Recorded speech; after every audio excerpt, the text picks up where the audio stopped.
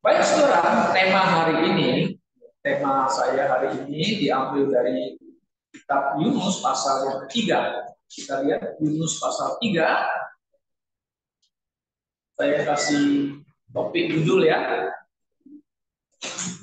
Yunus hidup kembali. Dan orang Niniwe menjadi percaya atau mendapatkan pengampunan. Baik, kita lihat firman Tuhan berbunyi demikian. Ayo baca. Datanglah firman Tuhan kepada Yunus untuk kedua kalinya ya. Demikian. Bangunlah, pergilah ke Niniwe, kota yang besar itu, dan sampaikanlah kepadanya seruan yang kufirmankan kepadamu. Bersiaplah Yunus, lalu pergi ke Niniwe sesuai dengan firman Allah. Ini adalah sebuah kota yang mengagumkan besarnya, 3 hari perjalanan luasnya. Mulailah Yunus masuk ke dalam kota itu sehari perjalanan jauhnya, lalu berseru, 40 hari lagi, maka Niniwe akan ditunggang balikan. Dan orang Niniwe percaya kepada Allah, lalu mereka mengumumkan puasa, dan mereka baik orang dewasa maupun anak-anak mengenakan kain kabung. Setelah sampai kabar itu kepada raja kota Niniwe, turunlah ia dari singgasananya. Ditanggalkannya lah jubahnya, diselubungkannya lah kain kabung. Lalu duduklah ia di abu. Lalu atas perintah raja dan para pembesarnya orang-orang memakmurkan dan mengatakan Niniwe demikian. Manusia dan ternak, lembu, sapi, dan kambing domba tidak boleh makan apa-apa, tidak boleh makan rumput, tidak boleh minum air. Haruslah semuanya manusia dan ternak berselubung kain kabung dan bersungguh dengan keras kepada Allah, serta haruslah masing-masing berbalik dari tingkah lakunya yang jahat dan dari kekerasan yang dilakukannya. Siapa tahu mungkin Allah akan berbalik dari menyesal serta berbalik dari murkanya yang bernyala itu sehingga kita tidak binasa. Ketika Allah melihat perbuatan mereka itu, yakni bagaimana mereka berbalik dari tingkah lakunya yang jahat, maka menyesallah Allah karena malapetaka yang telah dirancangkannya terhadap mereka, dan ia pun tidak jadi melakukannya. Nah, saudara-saudara, kita telah membaca Yunus pasal yang ketiga ini. Pasal yang ketiga ini adalah menciptakan kembali bahwa Allah berfirman yang kedua kali, memerintahkan umatnya yang kedua kali. Kan sangat jelas kalau saudara perhatikan ya di pasal ketiga itu ya. Datanglah firman Tuhan kepada Yunus untuk kedua kalinya. Yang pertama kali dia tidak mendengar. Saudara, biasanya di dalam kitab Perjanjian Lama, para penulis-penulis kitab, para nabi-nabi, ya, bahkan Mazmur mengatakan, sekali Allah bersabda, you harus dengar sebenarnya 2 kali.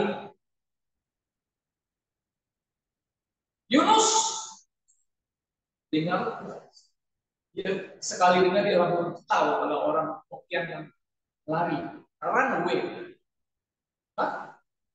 Pertama Tuhan ngomong dia run away. Sekarang the second time Yunus harus dengar berapa kali? Ya harus lebih dari 1 kali namun mendengarkan dia. Nah, saudara yang kasih dalam Tuhan Yesus Kristus. Nah, di dalam pasal yang ketiga ini, kalau kita perhatikan saudara-saudara, bahwa Yunus ini kan tadi kan dia sudah diperhatikan dia mati ya. Nah, dia mati. Dan sekarang dibangkitkan atau dihidupkan, dimuntahkan oleh ikan itu kan ke pantai, dan dia hidup. Tuhan mengatakan, "You pergi," dan dia pergi. Saudara, peristiwa Yunus ditelan dan dia hidup kembali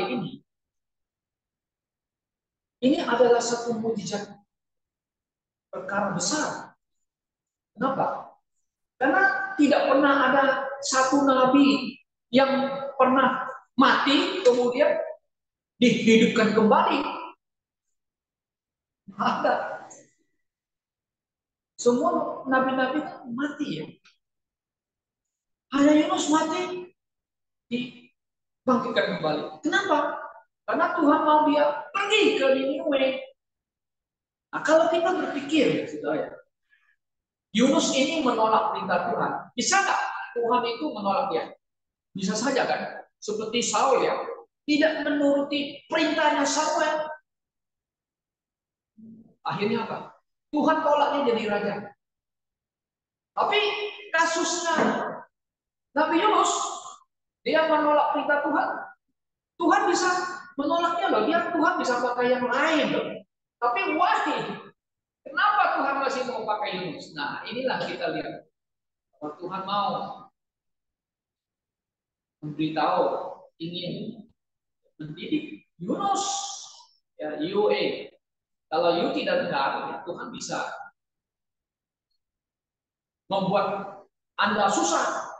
Ya tidak pakai Anda begitu, saudara-saudara. Tapi akhirnya Tuhan memakai dia lagi. Nah, inilah penunjukan ya.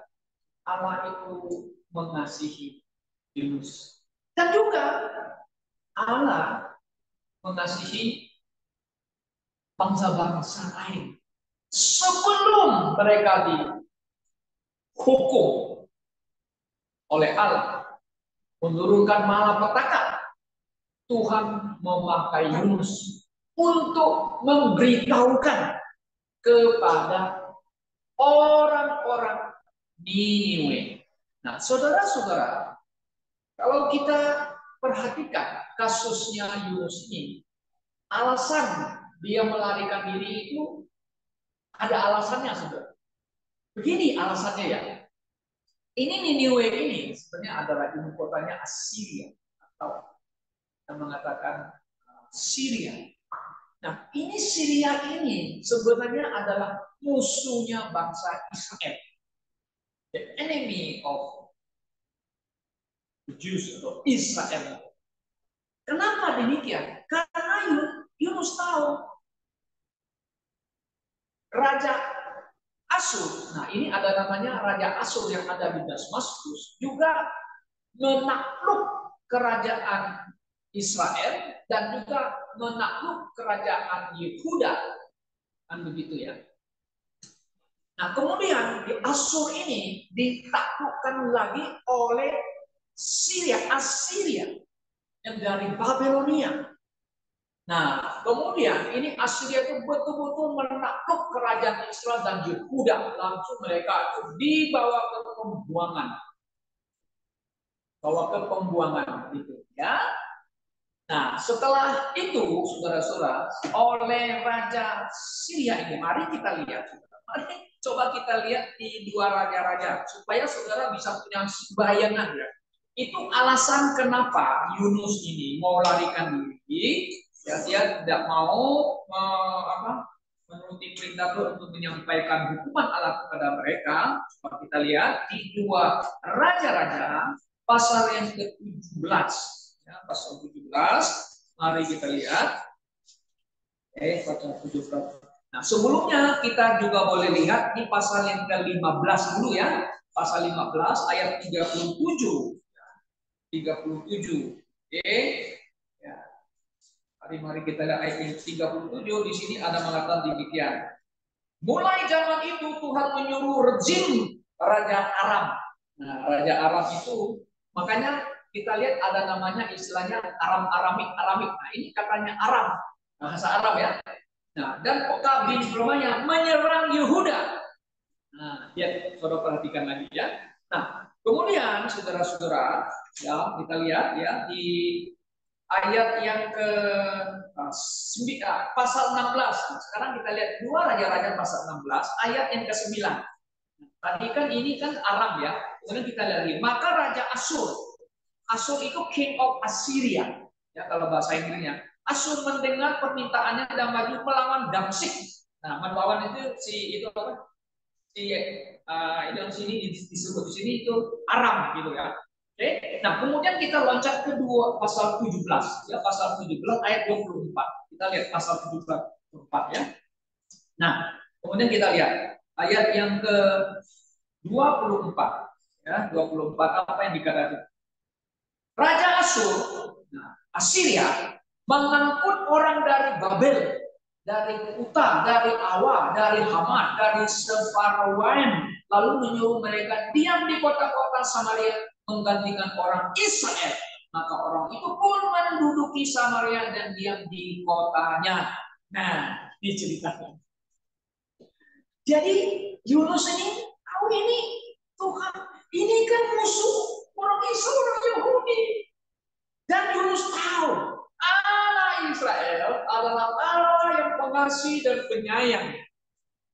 Dan dia tahu kalau orang Yunani Niniwe itu bertobat, percaya, Tuhan pasti tidak akan menghukum mereka. Sebenarnya dalam hati Yunus dia sudah tahu, makanya dia mau, kalau orang Hokkien bilang caw, lari, run away. Kan? Nah, saudara-saudara, ini yang alasan. Nah, tetapi perintah kedua yang Tuhan berikan, Yunus, you must go. You must go. Kasih tahu kepada mereka, ini hukumannya akan dijatuhkan. Makanya Yunus mengatakan, 40 hari lagi ini, orang-orang Niniwe, Tuhan akan itu menghukum kalian semuanya. Jadi rakyat mendengar itu Nabi Yunus. Mereka tahu Nabi Yunus bukan dari Israel yang punya Tuhan Allah yang menciptakan bumi. Oh, memberitahukan mereka hukuman itu kan itu karena dosa mereka sudah sampai kepada hadirat Allah. Nah, setelah Yunus berkeliling kota sampaikan berita itu kan, raja sampai ke rakyatnya semua mereka mengadakan apa? Memakai baju kabung dan berpuasa. Bahkan pada semua binatang-binatang pun harus berpuasa. Nah, ini adalah menunjukkan apa namanya sikap apa namanya repent. Mereka bertobat dari kejahatan mereka. Apa yang terjadi, saudara-saudara dulu yang saya kasih tahu Yesus? Nah, mereka ini percaya kepada Yehova Elohim Allah Israel. Percayalah, saudara perhatikan di dalam ayat cuma mari kita lihat ini Yunus pasal yang kedua ayat 5. Nah, setelah mereka mendengar berita itu, pasal yang kelima, orang Niniwe percaya kepada Allah, lalu mengumumkan puasa, dan mereka baik orang dewasa maupun anak-anak mengenakan kain kabung. Mereka percaya loh, percaya kepada Allah. Saudara yang kasih dalam Tuhan Yesus. Maka judul khotbah saya, Yunus hidup, orang Niniwe diampuni dosanya. Karena mereka percaya kepada Allah. Betul-betul percaya kepada Allahnya Israel. Maka Tuhan tidak jadi menghukum mereka.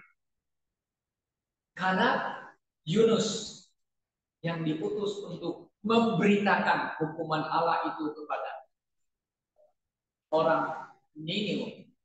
Saudara-saudaraku, ini Yunus adalah Nabi Allah yang pertama kali disebut di Alkitab. Dia diutus kepada bangsa lain. Hanya Yunus. Tidak pernah kita lihat di dalam sebelum Yunus itu ya, nabi-nabi lain pergi diutus kepada bangsa-bangsa lain memberitakan firman Tuhan.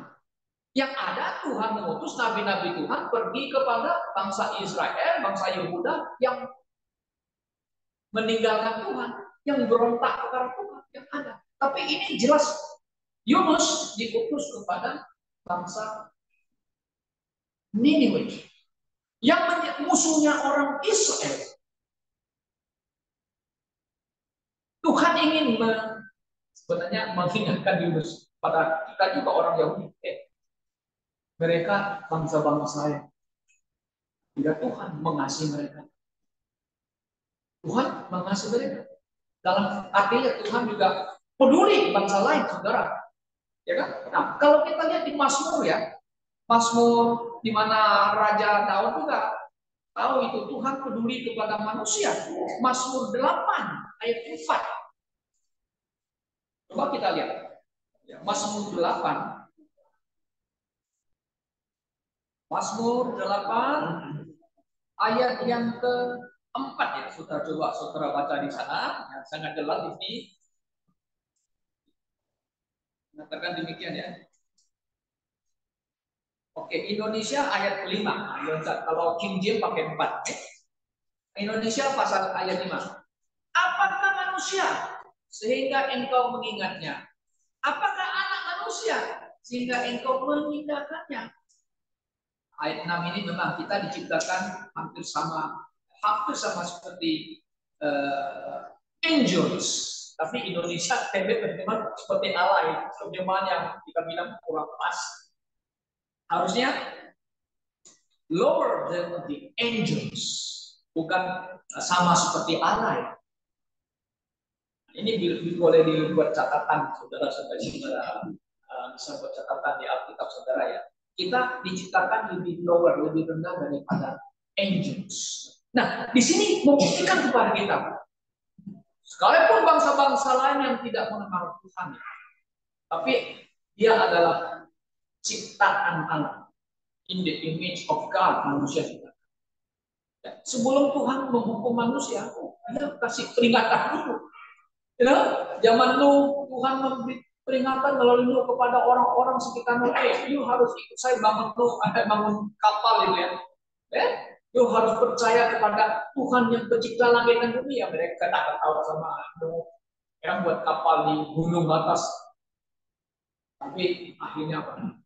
Ya mereka tidak mau ikut Nuh kan, Nuh yang selamat saja. Nah, saudara-saudara saya kasih dalam Tuhan Yesus. Jadi, saudara, ini satu hal yang indah yang kita lihat bahwa Tuhan Allah, Allahnya Israel.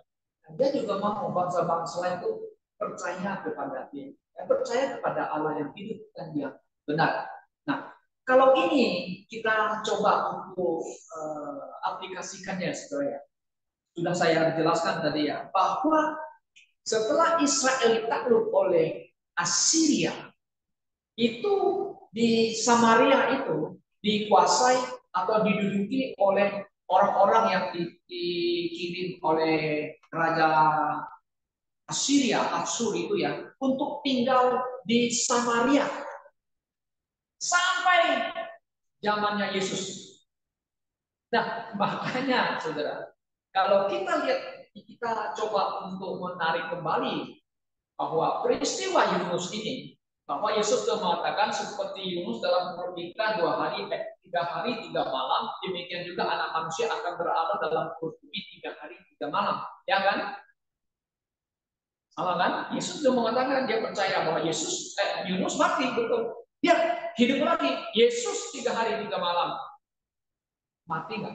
Ini problem lagi muncul. Ada orang yang percaya, katanya ada teori Sun teori. Sun teori itu sangat terkenal. Yesus itu pingsan. Tentara atau Romawi tidak membunuh Yesus. Karena tidak dipatah tangan kaki kan? Hanya ditembak. Sudah dia dikapani, dikasih rempah-rempah oleh Niko, Demus dan teman-teman, dan juga perempuan lain. Ya. Kemudian apa? Ditaruh di buah. Buah itu kan itu batu ya. Setelah ditaruh di buah batu itu, nggak lama kemudian pelan-pelan Yesus pingsan, bangun lagi karena dipengaruhi oleh batu dingin dan juga dipengaruhi oleh rempah-rempah. Nah, ini teori Sun teori. Banyak orang Kristen ini ikut Sun teori. Ada juga yang ikut namanya the ghost theory. Ghost itu artinya hantu. Tahu hantu nggak? Semua tahu ya? Di rumah ini ada hantu. Di ini ada hantu ini kan. Nah, kita bilang ada roh jahat hantu.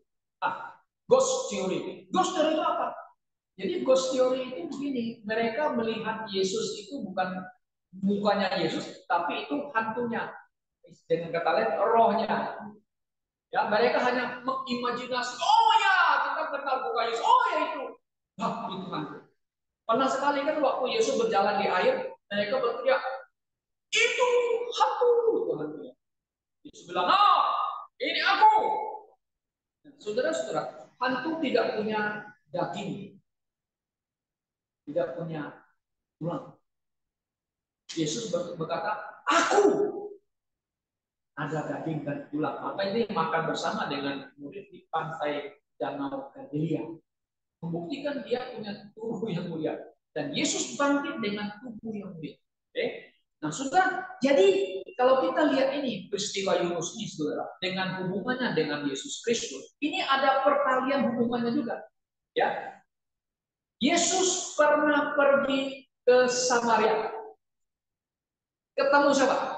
Perempuan Samaria. Ini orang Samaria inilah, saudara, sebenarnya adalah keturunan yang mix, campur, ya, dengan orang-orang Assyria yang dikirim dari Babylon ini, yang tinggal di Samaria ini, kawin campur dengan orang Israel.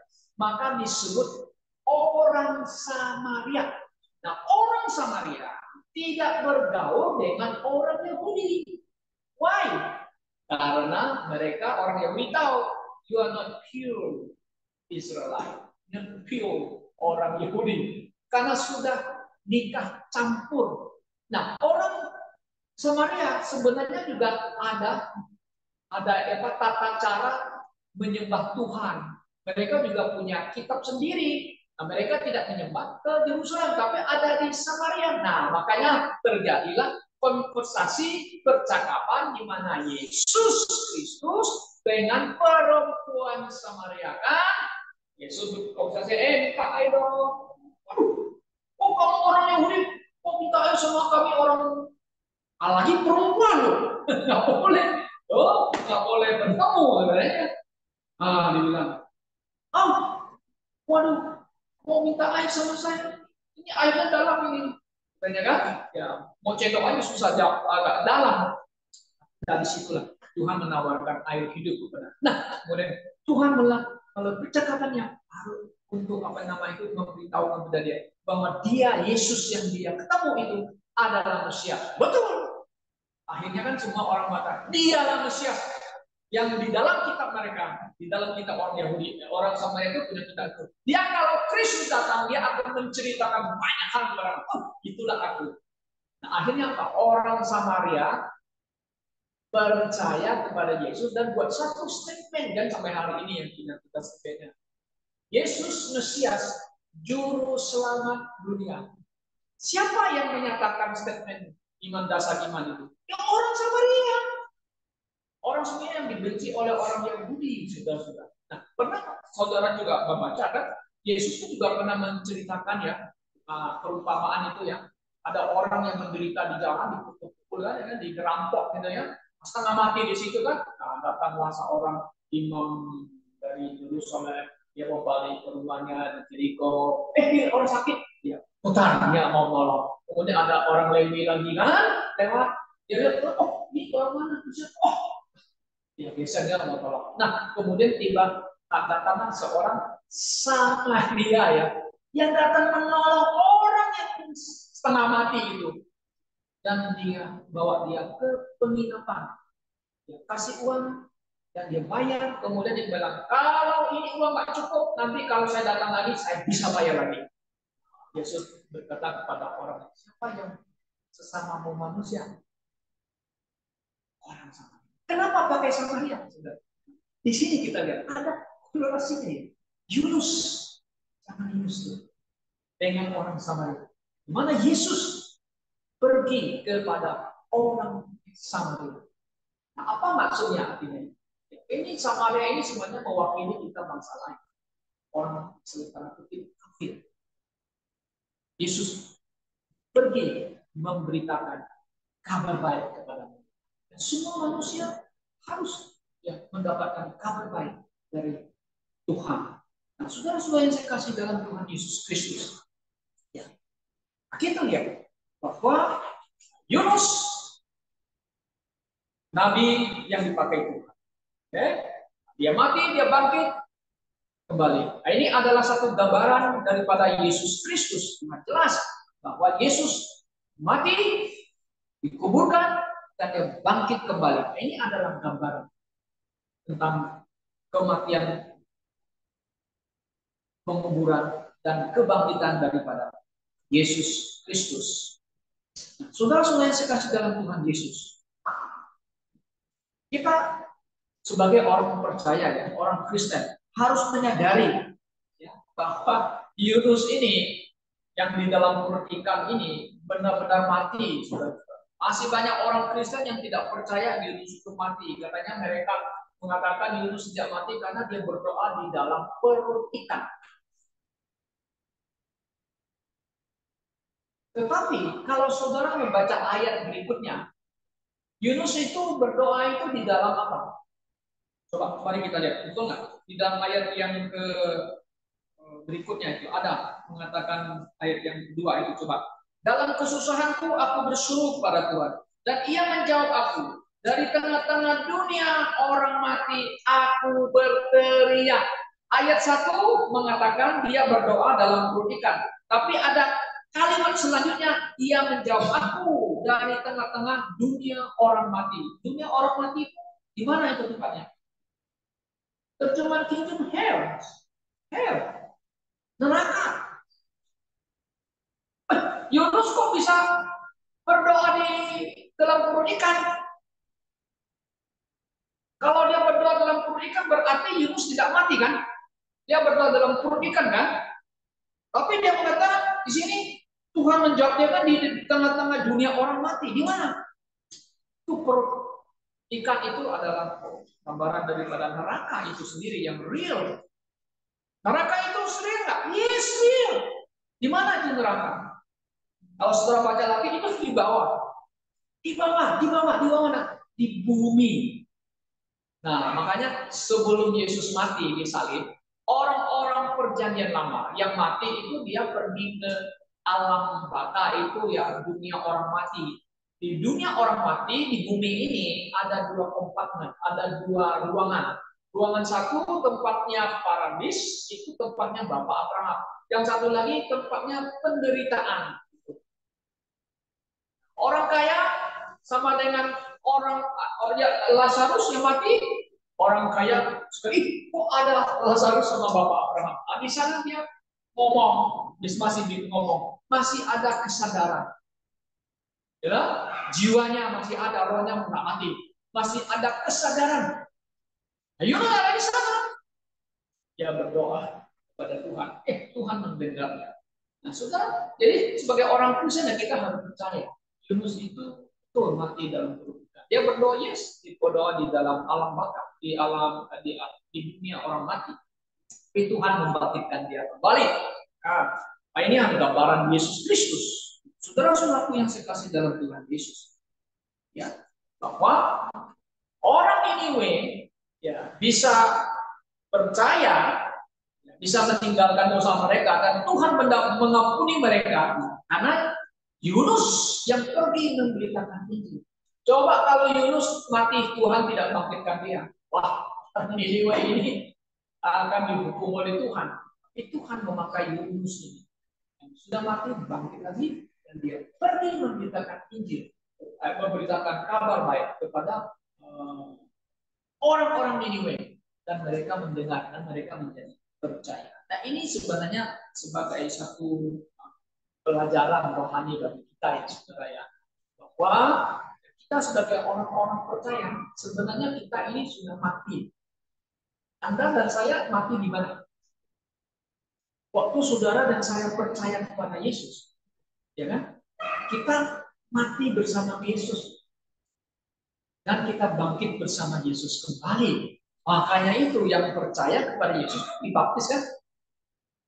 Baptis tidak menyelamatkan orang ya, tapi itu adalah gambaran kematian, penguburan, dan kebangkitan Yesus Kristus. Nah, kita yang sudah mati dibangkitkan secara spiritual, rohani, maka itu ya kita ini harus menjadi alat Tuhan untuk memberitakan Injil, memberitakan kabar baik kepada mereka yang belum mendengarkan Injil dan belum percaya kepada Tuhan Yesus Kristus.